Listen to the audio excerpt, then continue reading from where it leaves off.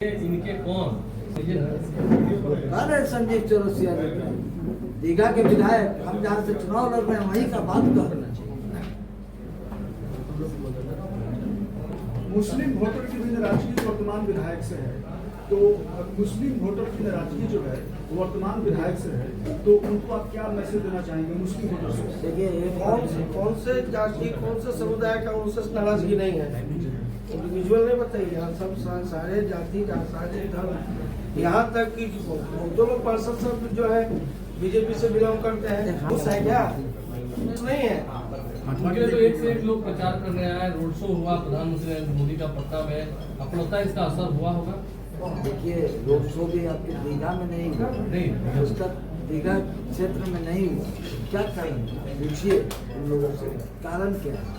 उन लोग को पता था कि दीघा का सीट ये लूज कर चुका है। और आपको बता दें कितना विस्तार प्रचारक ले आए आपका इस क्षेत्र में, क्योंकि हमारा मानना है कि दीघा की जनता ये चुनाव लड़ रही है। अब कुछ भी हो इस बार यह तय दीघा की जनता मन बना चुकी है, चुनाव इस बार किसी भी सूरत में हम लोग नहीं छोड़ेंगे। आप क्या समझते ये मुकाबला त्रिकोणीय है? बिल्कुल नहीं है, एकदम स्पष्ट सामने की लड़ाई है।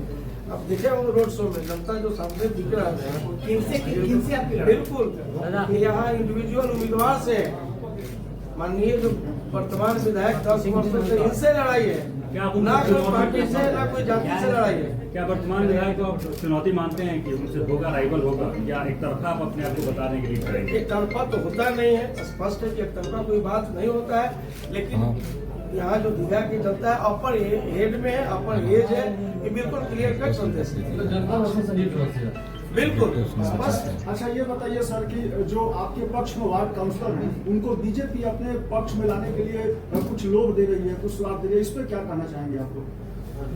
लोग लालच में जनता मालिक है, लोग लालच तो जनता सब देख रही आप है। जनता को दे सकते हैं क्या लोग लालच? जनता सब देख 10 रही साल है। से जो लोग लालच दे के अगर महसूस की ना, हम लोग अगर जनप्रतिनिधि है निचले स्तर का, तो हमारा मालिक जनता है, हम किसी के बंधुआ मजदूर नहीं है। अगर बंधुआ मजदूर किसी का है तो है जनता का। रितेश जी, चुनाव जीतने के बाद दीघा के लिए आप क्या प्राथमिकता रहेगी? देखिए हम लोग का स्पष्ट मानना है 1024 राजीव नगर नेपाली नगर का समस्या हल करेंगे।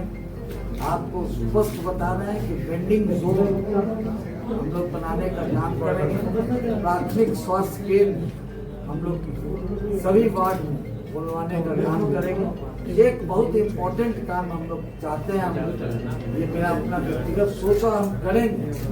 त्रिस्तरीय व्यवस्था में वार्ड पार्षद, विधायक और सांसद ये तीनों अगर कंधा से कंधा मिलाकर चले तो क्षेत्र का चौमुखी विकास होगा, ऐसा मेरा मानना है। और ये हम लोग लागू करेंगे, ये हम लोग का दम है, उसको करना है ठीक है। बिट्टू जी, एक सवाल है कि मेयर चुनाव में दीघा में आपको काफी बढ़त था, क्या वो बढ़त बरकरार रहेगी? क्योंकि आपको सर्व समाज का वोट मिला था, इस बार कई वार्ड पार्षद भी आपके साथ खड़े हैं, तो क्या लग रहा है आपको? एक बात सुन लीजिए, अभूतपूर्व विजयी होगा। और आपको बता दे रहे हैं दीघा में चाय बेचने वाले, सब्जी बेचने वाले, ऑटो रिक्शा चलाने वाले, आपको ई रिक्शा चलाने वाले, मेरी बहनें, युवा साथी, बुजुर्ग माताएं, बहनें, ये सारे लोग मेरे स्टार प्रचारक हैं। दीघा की तमाम जनता यह चुनाव लड़ रही है, लोग उब चुके हैं, इनका मूल्यांकन स्पष्ट हो चुका है कि भाई ये इन्होंने कोई काम नहीं किया। अगर आप काम किए होते तो आपको किसी के पीठ के पीछे छिपकर आप सोच रहे हैं कि हम विधायक बन जाएंगे, ये हो ही नहीं सकता है। वोट का मालिक जनता है और दीघा की जनता आउटराइट इनको रिजेक्ट करती है। दीघा के मुसलमान का क्या हाल सर? दीघा के मुसलमान आबादी जो है, हमको मालूम हुआ कि साहब गठबंधन से ज्यादा आप पर भरोसा कर रही है, ऐसा हमने सुना है। बिल्कुल, इसलिए भरोसा कर रही है, ये जान रही है कि गठबंधन यहाँ जो सीट फेंका जाता था, है कि नहीं, यहाँ हराने के लिए सक्षम है, बिट्टू सिंह सक्षम है।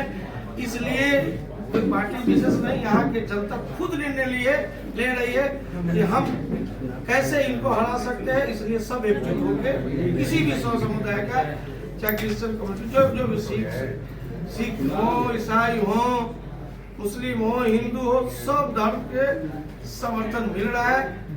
इसलिए यहाँ कोई व्यक्तिगत, कोई जाति का बात नहीं है, ना कोई पार्टी का बात। Thank you sir, thank you.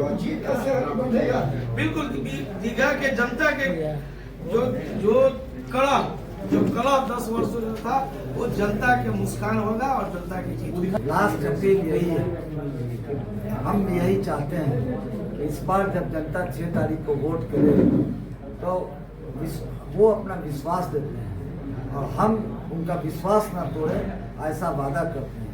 और जनता के चेहरे पर, दीघा की जनता के चेहरे पर वो मुस्कान दिखेगा जब वो एक ऐसे प्रतिनिधि को चुनने जा रहे हैं कि उनको लगेगा और हर पल वो मुस्कान रहेगा। ऐसा कोई काम नहीं करेंगे जो लगे दीघा वासियों को कि हम ठगे गए, जब अभी तक जैसे ठगे गए, ये विश्वास दिलाना। अच्छा, एक सवाल है जनता का। देखिए, इस विधानसभा में सबसे बड़ा हॉस्पिटल है, सबसे बड़ा स्कूल भी है, लेकिन यहाँ के स्थानीय जो नागरिक हैं ना ही हॉस्पिटल में अपना इलाज करा पाते हैं, ना ही स्कूल में उनके बच्चे पढ़ पाते हैं। तो क्या आपके मैनिफेस्टो में इस मुद्दे का जिक्र है? क्या आप 5 बदलाव में इस काम को उसमें डालें? IDMS में हम लोग को प्राथमिकता मिलना चाहिए। जिसमें बड़े एरिया में IDMS अस्पताल बना दीघा में ही, और दीघा वासियों को कोई सुविधा न मिले, आज भी इलाज कराना पड़ता है पैरवी करा के।